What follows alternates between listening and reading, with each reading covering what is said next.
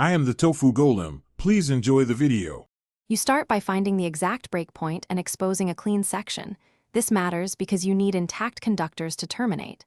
Once located, cut back to solid jacket, about 1/2 inch, so wires sit neatly. Make sure to strip only the outer jacket, not the inner insulation. Collect an RJ45 plug rated for your cable, Cat5 EVS Cat6, and arrange your crimper and tester within reach. Doing this reduces mistakes and saves time when you begin re-terminating the pair colors. Now you strip the jacket to expose the pairs, and you only untwist as much as required because excess untwist degrades performance. Once exposed, align wires to the chosen standard. T568B is common, and double-check pair order. Misordering creates connectivity issues.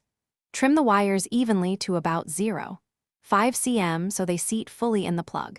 Carefully insert them into the RJ45, ensuring each conductor reaches the end, and the jacket is clamped under the plug's string. Place the plug in the crimper and press firmly. Too light and contacts won't pierce insulation. Too hard can deform the plug. Once crimped, inspect that each conductor reaches the plug tip and the jacket sits under the clamp. Next, use a tester to confirm pin continuity and pair integrity. This step catches split pairs, shorts, or opens. If the test fails, cut off a little more cable and re-terminate, because often a single millimeter misalignment causes faults. Re-terminate rather than patching to ensure performance.